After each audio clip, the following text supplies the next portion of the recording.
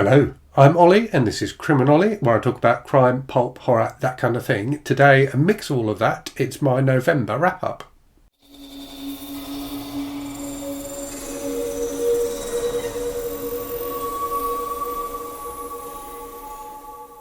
So this video will be kind of a mix of my November wrap-up, where I'll talk about all the books I read in November. I've got them all on my lap here now. So I'm going to talk through all of those and talk about them in order from my least favourite to my most favourite. And then I'll also talk about what I'm reading at the moment, what I've been reading so far in December. So kind of a weekly wrap-up, and also talk about what's been on the channel and what's coming up on the channel. And then right at the end, I'm going to do a mini book haul of a few books that have been sent to me in the last week or so. So I will crack straight on. Apologies if I seem a bit flustered. I've been battling our washing machine all morning, which keeps on giving me an error code, and I've watched loads of YouTube videos and done all the things they tell me to, and I'm still getting the error code. So I decided to give up and come and film this video and then go back to it afterwards. Right, so here is what I read in November. So you may remember, if you watched my November TBR video, I said on the thumbnail for that I had 6,676, I think it was, pages to read in November. I didn't quite manage to do that. So there were a couple of books I didn't get to at all, which were The Real Cool Killers by Chester Himes, and the Illuminatus Trilogy by Robert Shea and Robert Anton Wilson. So I didn't get to either of those. And obviously I DNF'd Great Expectations by Charles Dickens as well. Some of you will be aware if you watch my video on that. But there were some other books that I bought into the TBR in the end and ended up reading in November. So I did a bit of mood reading as well. So I ended up with 6,560 pages read. So I wasn't far off my target. And that was 19 books in total. So anyway, let me go through them. So my least favourite book of the month then was The Cats by Berton Roueche, which lots of people had said wasn't very good, and indeed wasn't very good. So I did do a video of this where I compared it to another book I read, Batt. So it's like a killer animal book, but far too polite and far too lacking in gore and action to be much fun. So yeah, I didn't enjoy that terribly. Next after that, in terms of least favourite, so continuing the animal theme, Cows by Mathhew Stokoe, which I read for my Disturbing Books project. So I have done a video review of this one. I didn't really like this book much at all. It was impressively disgusting at points, but I didn't really find it disturbing, and I didn't really understand what the hell he was going on about either. So yeah, not a resounding success for me. Something else I read in kind of a similar vein to Cows was Sick Bastards by Mathhew, which is an extreme horror novel about a weird family living in a post-apocalyptic world and having sex with each other and eating people. Again, I did do a video on this, did a video review of this. I didn't really enjoy it very much. It all felt a bit pointless to me. Maybe I'm just getting old.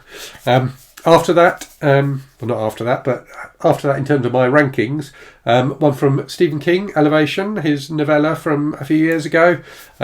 Again, was not a big fan of this. It has some really good moments. There's some parts in it that are kind of classic King, and he does very well. So his depiction of a small town in particular is particularly well done. But I thought his handling of the central concept, which is about a guy who is gradually and inexplicably getting lighter, so not losing kind of physical bulk, just getting lighter.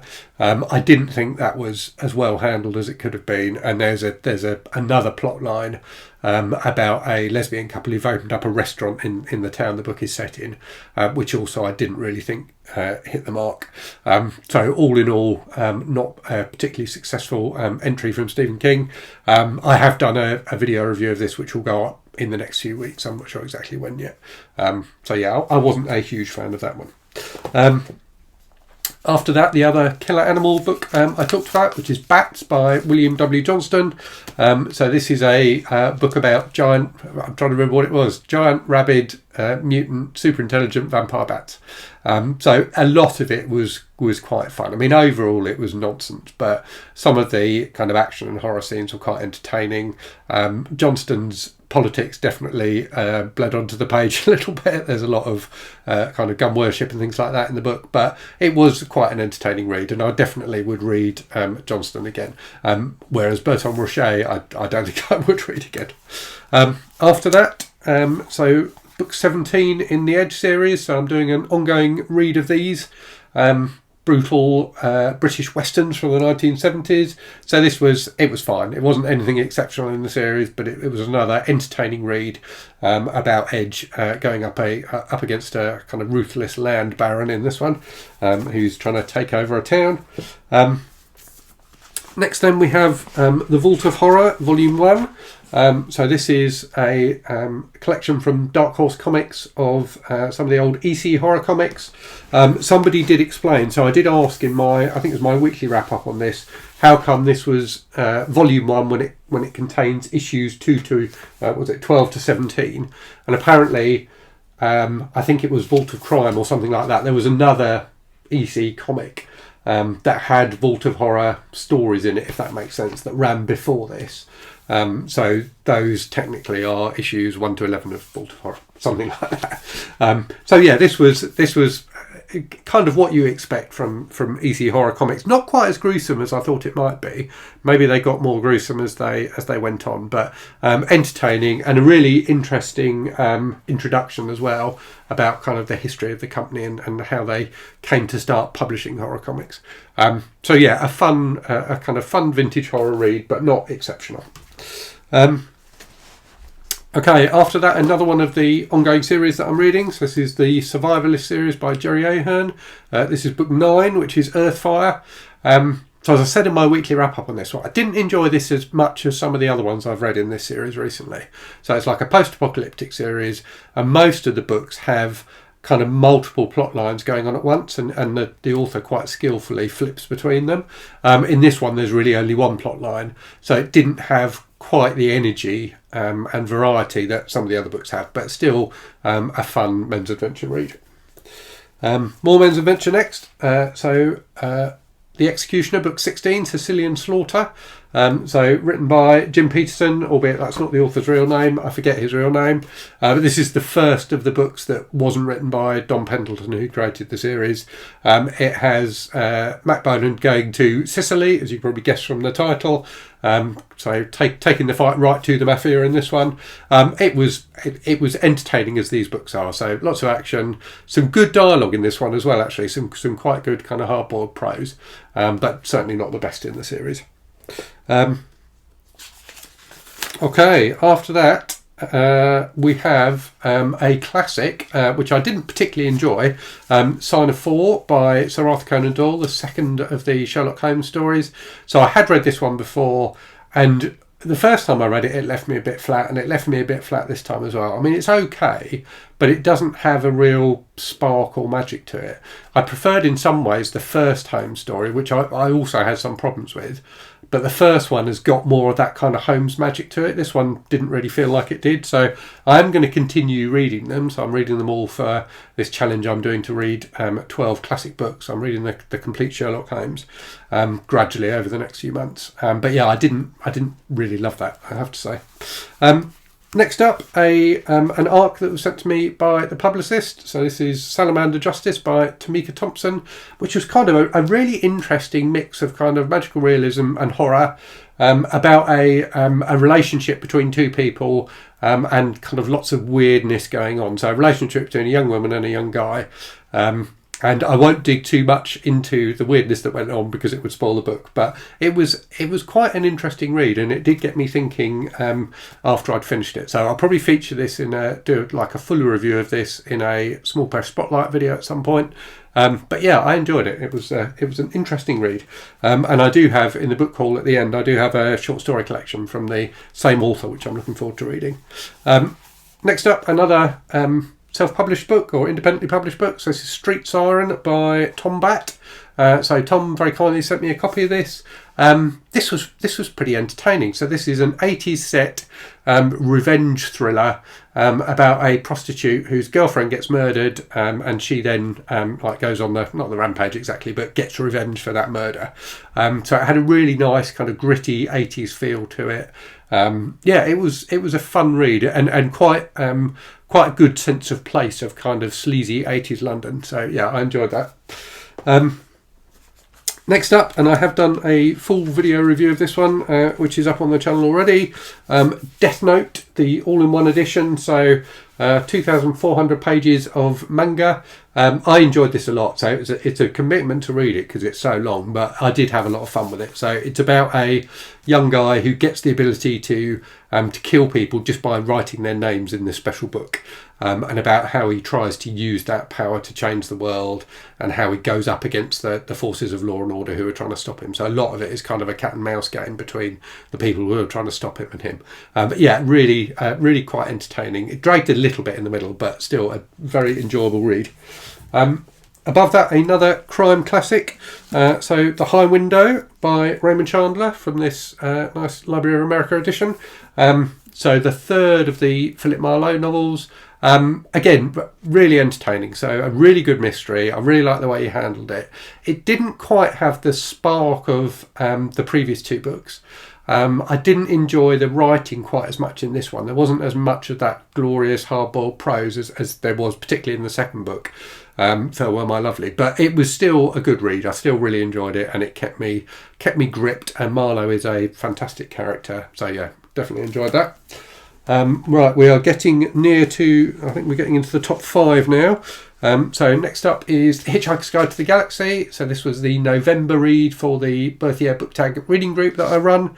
So by Douglas Adams, published in the 70s. And I think this is probably the third or fourth time I've read this book. I've read it many times over the last 3 decades or so. So yeah, just really sweet, really funny, really creative and inventive. The story of an Earthman who gets rescued from Earth just before it's destroyed by a friend of his who he didn't realise was an alien, and then goes on adventures around the galaxy in the following books. So yeah, very, very funny. Douglas Adams has a great sense of kind of comedy and just weird situations, and just some lovely humour in it. So yeah, very much enjoyed that. A very good reread, and I haven't announced it yet because we've only just decided, but we will be reading the next book in the series, The Restaurant at the End of the Universe, as the December book for the Berthier reading group. Next up, something completely different, and again I have done a video of this which is up on the channel. So Tender is the Flesh by Augustina Bazterrica, a quite disturbing, quite gruelling, quite graphic, and really interesting book about a near future where humans are farmed and eaten because there's been a virus which has made all animal meat poisonous to humans. So yeah, a very out there concept, and a very interestingly written book. So she really goes into all of the elements of the meat production industry, and it ends up being quite a powerful read. So yeah, I like that a lot. And that was another one for my Disturbing Books Disturbing Books project, where I'm reading disturbing books that were recommended to me by people. Another one in that same project is this one, Exquisite Calls by Poppy Z. Brite. So my review of this will be going up in the week ahead. This was really good. So this is about 2 serial killers, one British, one American, both of them gay, who meet up in New Orleans and kind of start a relationship, basically. But yeah, really, I mean, really grim at times. Fantastically grim at times, very graphic. One of them is a necrophiliac, and one of them's a cannibal. So there's all kinds of horrible stuff in this book, but really interestingly written, very well written, really gripping. I really, really like this book. Okay, the top 2 then. So at number 2, Baxter by Jessica Hamilton, which is also known as Hellhound by Ken Greenhall. So fantastic, very different killer animal book about this dog, Baxter, who is basically a psychopath. A lot of the book is told from Baxter's perspective, but you also get sections told from the told in the third person, which are about the humans he interacts with. So yeah, a really, really interesting book. It went all sorts of strange places. Fantastically inventive and clever. I thought it was really excellent. And then my favourite book of the month, and again I have done a video review of this, which is up on my channel. That was Drood by Dan Simmons, his book about the friendship between Wilkie Collins and Charles Dickens, but also touching on this mysterious character of Drood who appears in Dickens's life and kind of haunts him through the rest of the book. So yeah, really, really interesting, incredibly rich and evocative writing. Really conjures up the atmosphere of Victorian London. I thought it was absolutely fantastic. So that's what I have been reading, or that's what I read in November anyway. So far in December, I've read one book, or finished one book, which was what's it called? The Story of the Phantom by Lee Falk. So the first in the series of Phantom novels that were published in the 1970s. So I think the Phantom is an older character than that. So this was sent to me a while ago by a subscriber who really, really likes the Phantom books. I have to say I really enjoyed it. So the first half does drag a bit. The first half is, so the book is very much an origin story. And the idea is that the Phantom is a character who has existed for generations, basically. And, you know, like the father always passes on the mantle of being the Phantom to the son. And this is about I think the 21st Phantom, but follows from his, from his birth as he grows up. So there's a load of backstory about previous Phantoms and things like that in the first half of the book, which was I found a little bit slow. But then it gets into being more about the 21st Phantom, and he ends up, so they live in an African country in the jungle, and that's where like the Phantom has always lived. But this kid gets sent off to school in America, and it's about like his experiences at the school and then at university, and it was really fun. So it's obviously building up to something. There's a cliffhanger ending. So I have got the second book in the series, and I'm very tempted to read that soon, because yeah, as I say, it was a fantastically entertaining read. Really, really enjoyed it. And I'm now reading on my new Kindle Scribe, Head Full of Ghosts by Paul Tremblay. So I'm about 40% through this. This is fantastic so far. I can't believe it's taken me this long to read Paul Tremblay. Really, really interesting story of a teenage girl who may or may not be possessed, and there's like a reality TV show that's filming about it, but mostly told from the perspective of her younger sister. Really, really well written. Goes to some very interesting places, and just the way he is laying out the story is fantastically clever. So I'm enjoying that very much indeed.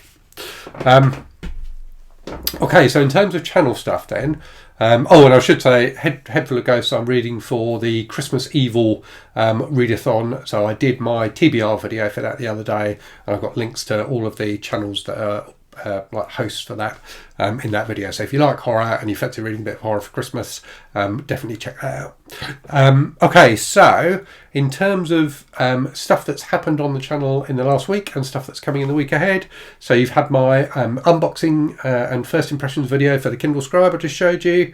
I did, as I've said, reviews of Tender as the Flesh and Drood. I did a tag video on Tuesday, which was quite fun, and I did my December TBR video, so the books I'm going to be reading for various reading events in December. And then in the week ahead, so I'm going to be filming a kind of more in-depth review of the Scribe, which will go up on Monday. I've got a special tag going up on Tuesday, so a new original tag. And then on Wednesday, I'll be putting up a review of Exquisite Calls. And on Thursday, a review, I think, probably of Baxter. I may change that, but I think for now it will be Baxter.